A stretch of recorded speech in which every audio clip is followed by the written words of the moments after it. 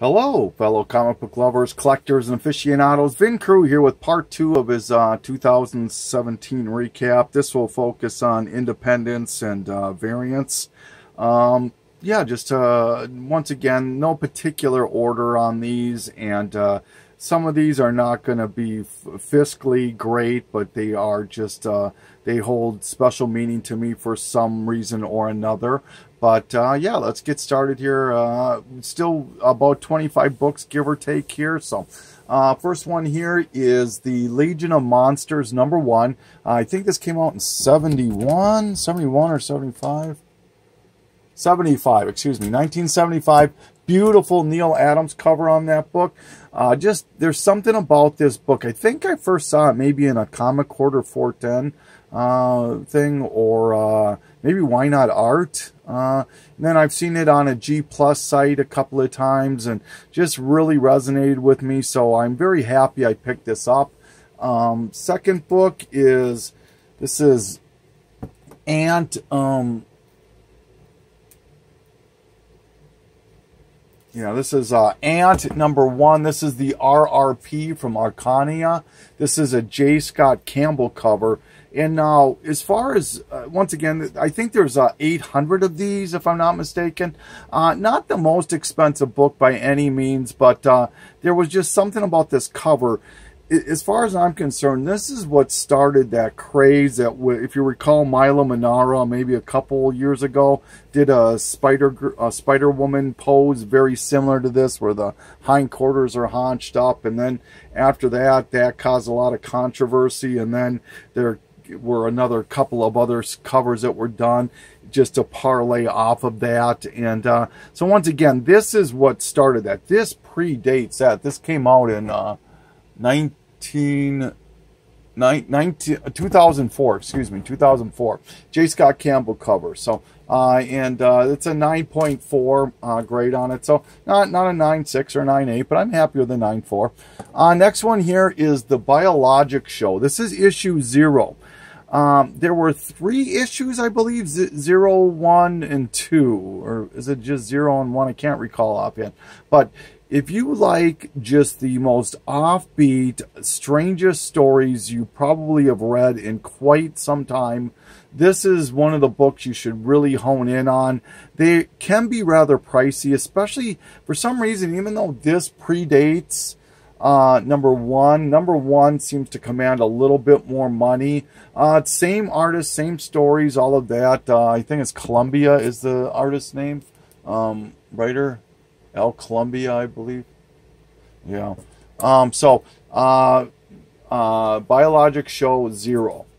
All right. This one, you're going to find there's going to be a person's name that just comes up in this particular video, probably more than anything. So I'm going to just deem this as my sponsor. But there are, going back to being somewhat nostalgic, when I first started on YouTube back in 2012, there were just, there are quite a few YouTubers that are not really around or are active as they were back then. And obviously things changed, but there were some people that were just absolutely a must-see, at least for me. I'm only speaking with me. There's all sorts of great YouTubers out there. But people such as Captain Strangelife and Hans, I sure hope you're feeling better. Hippies Collectibles, Why Not Art, Omega Shin Ryu Kin, Lightning 2288, Spidey Fan 78, on and on. And then, of course, there was one YouTuber that really introduced me and expanded my tastes in books into the indies and whatnot, and that would have to be Hero Hunter Clint. And he showed this book, and I'm not sure what it was that really caught my attention, but it was something I just added to the list, and I was fortunate enough to finally pick it up. This is Heap #1. It came out from Skywall Publishing back in 1971, and this reprints Strange Worlds #8. But there's just something about the cover that really struck my attention. And you're not gonna. This is not gonna be the only Skywall Publishing book you're gonna see. This book here, got to give a nod out to Bat Avenger, Leslie. He was having a sale a while back, and this was the book that made me buy 3 or 4 books from him. And this had been a book I had been looking for a while. Back then, it had started to cool out then, but it was still a pricey book. A year and a half ago, this was quite a pricey book and rather sought after. And this is just this volume 4, I believe it is, of Green Lantern. His one, I'm just kind of, it's not something I work on heavy, but I want to get all of the variants to this particular run. I don't know why. I've got a big chunk of it, but this was one that was missing, and it's Green Lantern 51. It's I mean, it's got a lot going for it. Greg Horn cover, Scarecrow as a lantern, and I think it's a 1 in 10 or a 1 in 25 variant, but just a beautiful cover. And I really want to thank you, Leslie, for helping me out with this. I do appreciate that. Please check out Bat Avenger's channel if you haven't. He's a great YouTuber. Was able to pick up, you're not going to be able to really tell what this is. Most of you might have guessed. It's Batman. No, I'm guessing. This is Solar number 10. This is the first appearance of the Eternal Warrior. I'm not the biggest Valiant fan. I got to admit it. I still have a bad taste in my mouth from what Valiant was all about back in the 90s and at the end there, and it's just something I need to expand my interest in Valiant, but I don't know, maybe further on down the road. But this is such a hard book to find in any type, A, to find it period, and B, to find it in any type of good condition. So I'm very happy to have this book in the collection. All right, as I mentioned, Skywall Publishing. This is that second book. This is it Ayer, I believe his name is. Sorry, I should have. See if I can do this quick enough. I think it was Dick Ayer.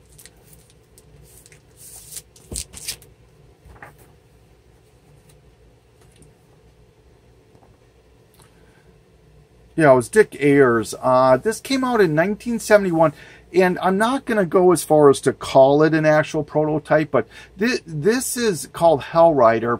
And as I said, it was Dick Ayers, Ross Andrew, a few other people, some of which went on to create a Ghost Rider, Johnny Blaze, a couple of years later for Marvel, is it Spotlight or Marvel Premier? Spotlight 5. And this has a lot of similarities to that. You know, a motorcycle, crime fighter, fire, you name it. There's a lot of similarities there. This was a short-lived series. It only had 2 issues, 1 and 2. If you look on eBay, if they're just outright selling them, they'll ask for quite a bit of money for these. If you're patient and you wait till they go on auction, you can get them rather reasonably. But I'm still looking for issue number 2, but very glad that I was able to find this one here. Just like I said, I'm not going to go out and call it a prototype, but there's a lot of similarities there. So, all right. This one here, I was able to find another copy of Gen 13. This is the Janet Jackson Rolling Stone cover swipe. And so I did sell that second copy, but I'm going to go ahead and throw this in there. I want to collect all these Gen 13 covers, Gen 13 number 1 cover swipes, or homages, I mean. All right, I was able to find Batman number 1 out of the new 52. This is the Ethan Van Sciver 1 in 25, I believe, variant. And this, I mean, let's be honest.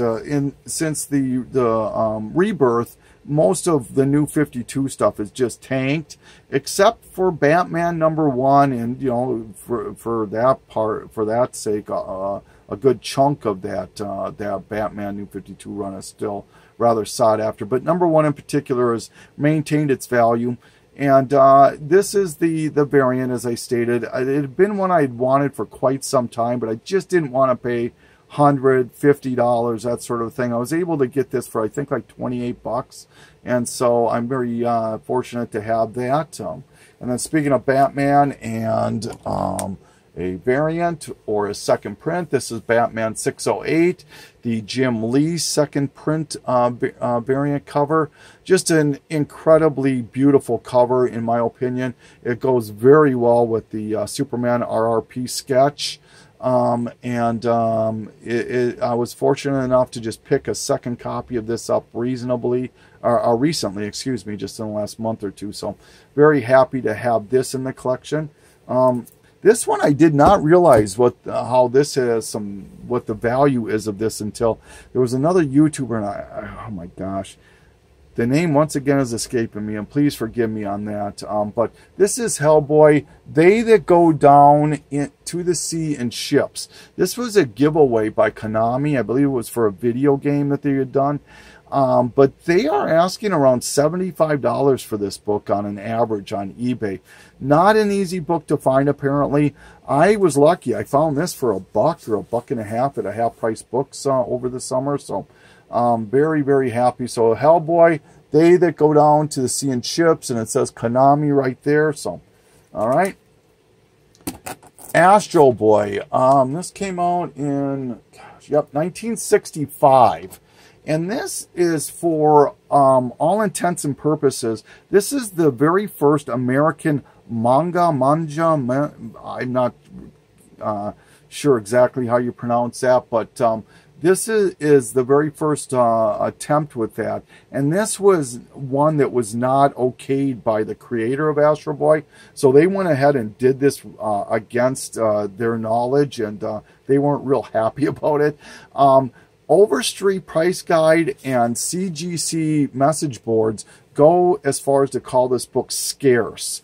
Now, I'm not sure exactly what that means. You can interpret that word any way you choose. But apparently this book is very, very hard to find, at least in high grade, and from what I understand, period. Omega 13 or XIV or whatever is very bullish on this book, and I have to thank him for bringing this to my attention. So very, very happy to have picked up an Astro Boy #1. All right. This one here, Spawn Capital Collection. This was a recent pickup of mine, and I have to thank Alpine Comics for re-establishing this to me. I had known about this for quite some time, but I had just forgot about it. You just don't see this book very often. This book, what it is it reprints issues 1, 2, and 3, and it was distributed, I believe, in 1993 by Capital Comics, or distributors, which were the rival. I don't believe they're in business anymore, but they were the main rival to Diamond Distributing. And they gave these out to their customers, and there was a limit of 1,200 of these, and they were all signed by Todd McFarlane, the Todd Father himself. So when you think about this, if there was only 1,200 of these, there was approximately 3,200 or 3,500 of the Spawn Black and White. So there's approximately 1/3 the amount of copies of this as there is the black and white. So very, very happy to have this. This doesn't command a huge amount of money, right around $50 you can probably get it for. So very, very, very happy to have this, and thank you, Alpine. I really appreciate that. All right, moving along here. Now this here is a book that probably nobody here is going to understand what this book is. If you do, then you're going to understand exactly why I geek out on this book as much as I have. This is Comic Creator Storybook. This is by Martin Grime. Find that. Yeah, Martin L. Grime or Grime. I'm not sure how you pronounce that, but that person is contributed to, or holds a mantle of being the person to start the East Coast Comic-Cons back in the 70s, or at least one of them to start and he was very influential in fanzine type things and underground things, and creating a network and working with artists and getting their names out there and giving them some prominence and that sort of a thing. I mean, until he got involved, it was very rare to see writers and artists up on what's the word I'm looking for? Giving speeches and whatnot, taking questions from fans and that sort of a thing, which is just extremely commonplace now in Comic-Cons all over the country. That was unheard of until he started this.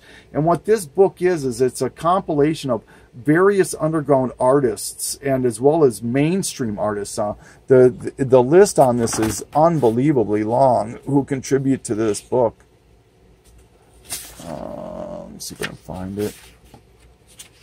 Yeah, look at the list. Everybody from Neil Adams to Dan Atkins, Bill Black, Al Bradford, Brian Buniak, John Burns, Steve Clement, Bob Cosgrove, Gene Day, Steve Ditko, Pete Izzo, Mike Macklin, Rudy Nebres, Jerry Ordway, Kurt Schaffenberger, Joe Sinat, Jim Steranko, just on and on and on. Just so many people are involved in this book. And it was very limited on how many of these were released. Look at that. That's the look at that Silver Surfer, Thunder Bunny. That is the Joe Sinat contribution. And if you at the time that I found this, I only paid $1.50 for it. And I still don't believe there are any. There are none on eBay available or sold. None available on my comic shop, Atomic Avenue. You name it. I am not on Amazon. There's none available. And if you really delve deep into some people's writings on this particular book, this is a literal holy grail for a lot of the underground independent collectors. They just cannot find this book. And I could probably, to the right seller, get maybe $150 for this book in this condition. So I'm extremely, extremely happy to have this book. So this is just a nerd's heaven book for me. All right, moving along. Here is Venom. This is the Italian Euro variant. This is the foil version. Very hard to find this book, obviously because it's a Euro, and it will usually go for about 50. I think it's a Panini. Yeah, it's a Panini book. It'll usually go for about 50 to 60 bucks. When this first was brought to people's attention on some G Plus sites, it really skyrocketed this book to probably about $100. Now, like I said, $40, $50 book, somewhere around there, maybe 60. But very happy to have that. I love this cover. I've always loved this cover. I have the first print of this cover, and I have the, is it fourth or fifth, whatever the last print of it is. I need the sketch. That's the one I would really love. Thunderbolts 110, another Venom cover. Doom 143 just showed this on his video. Just a beautiful, beautiful cover here, and only the second Venom cover I'm able to garner right now. They're just so crazy expensive. All right. This here.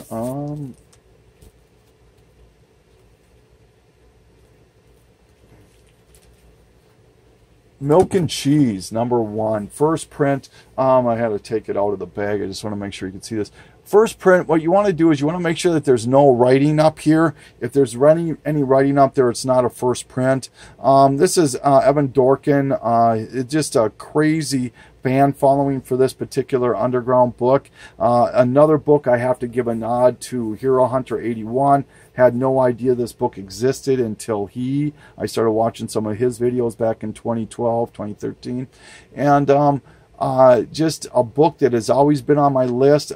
Usually a $60 to $100 book, somewhere around there, depending on how lucky you can get this on eBay. If you're patient, you can sometimes find this in the dollar bin. But the problem with these and the slave labor graphic books, the SLG books, there's so many printings of at least the popular ones, such as Johnny the Homicidal Maniac, Squee, I Feel Sick. This book, some of them get into the 20s as far as the printings. This one I think had 11 printings, I believe. I could be wrong on that. But just extremely happy to have been able to pick this up. And if you have Milk and Cheese #1, you should probably have their first appearance, which was in this book right here, Greed #6.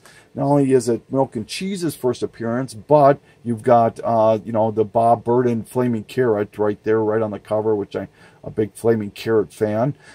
So yeah, if you're a big Milk and Cheese fan, this is their first appearances in Greed #6.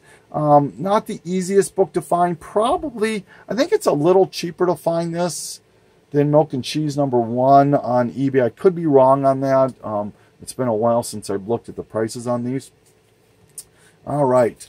Okay, another book I got to give a nod out to, Hero Hunter 81. I'm having a bromance here with Clinton. I don't mean to, but it just shows you how YouTube is pervasive enough to affect people's collecting. And I'm very happy I was educated in these indie books. But this is Reed Fleming, The World's Toughest Milkman. This is the first print, and this is such a confusing book to know that you have a first printing on. And the way that you can tell that it's a first print is, if you see where it says action right there, and then it's a $2 price tag. Not a $2.50, not a $2.95. You don't want eclipse here. You don't want the other picture. I can't remember what that is there on the cover. But this is what signifies a first print. And for a while there, until I want to say at least maybe within the last year, this was a $5 book. You know, the problem was you couldn't ever find a first printing of them. And if they did, people just didn't really know what it was. But now this book is commanding some money. It's around that $80 to $100 book as a first print. Not easy to find, at least in my opinion. I have bought so many second and third prints just because I was lazy enough to just pick it up and not look at the indice. And I wasn't exactly educated on this yet, but now that I am, please look for the action and the $2 price tag, and that should tell you that you have a first print of Reed Fleming, World's Toughest Milkman. All right. Starting to get close to the end here. XXL, another book Doom 143 picked up. This is significant because this, and I'm not going to open it because I'm getting paranoid that it's starting to work that comic loose in here. There's a comic that y'all know what it is. It's Eminem and Punisher. The Eminem and Punisher comic is in this magazine. I've shown it. If you don't believe me, just look back at I'll show you what video if you want. But it does have the comic book in here, and this is a very sought after book. It's it commands a lot because it appeals to both Punisher, Eminem, comic, music, all of that. All those fans are aware of this and are looking for it. So I was lucky enough to find this and get this at a reasonable cost. So XXL. All right, moving along. Tank Girl #1 from Dark Horse Comics. This is not her first appearance. Her first appearance is in Deadline #1, which is a UK book. I would love to have that, but oh my God, that book has just gone skyrocket out of the... I had a chance to buy one for $100, and I turned it down, and I kicked myself like you wouldn't believe right now. This book here is extremely hard to find in very high grade, and when you're looking for this book, make sure that there's cards in this. Make sure that the cards are in this. This book has seen a spike in the last this year. I saw a spike with the resurrection of Tank Girl in a new series. Was it a mini series, I think? This book is probably on the low end, if you're lucky, $50, more like $60 to $80, somewhere in that range. So Tank Girl #1, very happy to have that. Mouse Guard by David Peterson. This is the first print of issue #1. I was lucky enough to have the pick up all 6 issues. This book here is another book that I wasn't quite aware of until Hero Hunter showed it to me. This has a lot of what's the word I'm looking for? It reminds me a lot of Cursed Pirate Girl, simply because this was originally done by Comics Press. It was a self-publishing house, similar to what Cursed Pirate Girl did. The first time they went to print was through Comics Press. Then it went on to Olympia Pressing, which this is also through Olympia Press, I believe.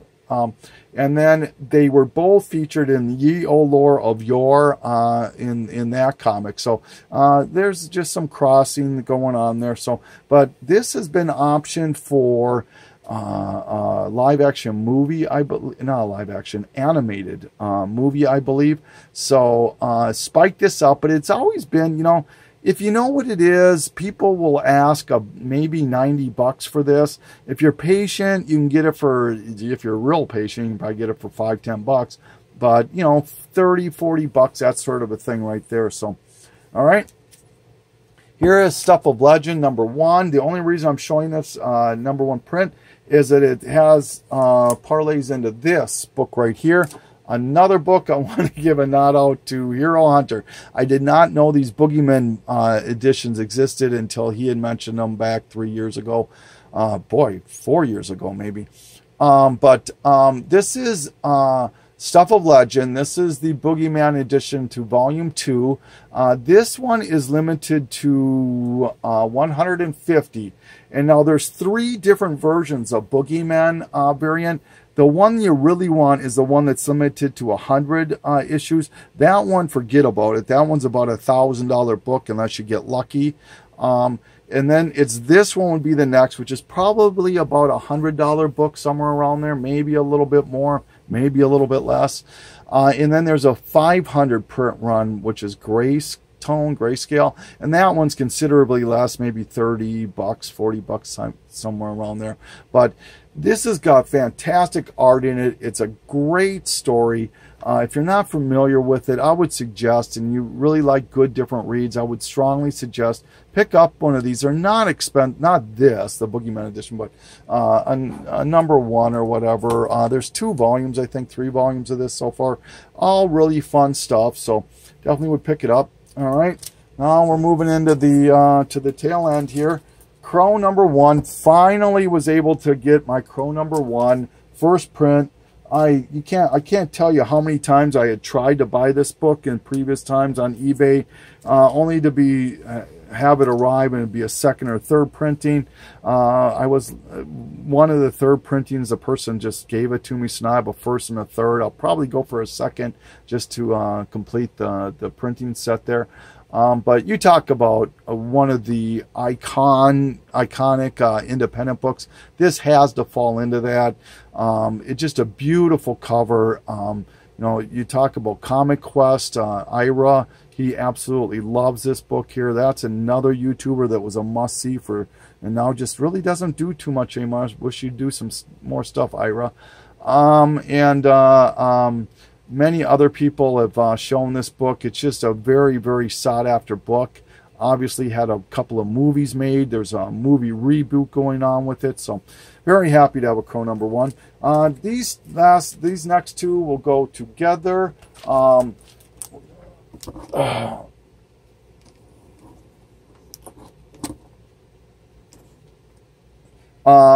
Well, I hope that's in the frame. Bestsellers #1 and Dreamwalker 0. This is the prototype. I think they call it Beast Boy or Beast something. But it was the prototype of the Goon. And this is the first appearance of the Goon before he transitioned into his first ongoing mini, which was through Avatar, which I'm looking for an Avatar.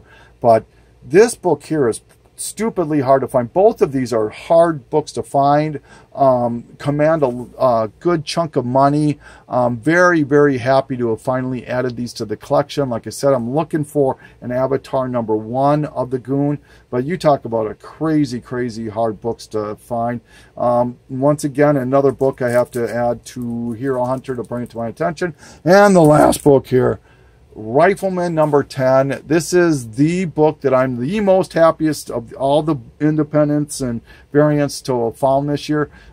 Yet again, not meaning to sound like a broken record, but Hero Hunter was the first. No, Captain Strangelove was the first one to bring this to my attention. This is Rifleman number 10. The cover speaks for itself. It's the double entendre cover with the wood, they call it. In this book here, if you can find it, in beat conditions, can still go for a couple of $100s. It's just not an easy book to find, and when it does come up, people know what this is and they snatch it up, and it's not one that stays around very long. So, but this has been a long video. I want to thank everybody who has taken this journey with me in 2017. I hope everybody has a prosperous and safe 2018, and this has been Crew signing off. Thank you.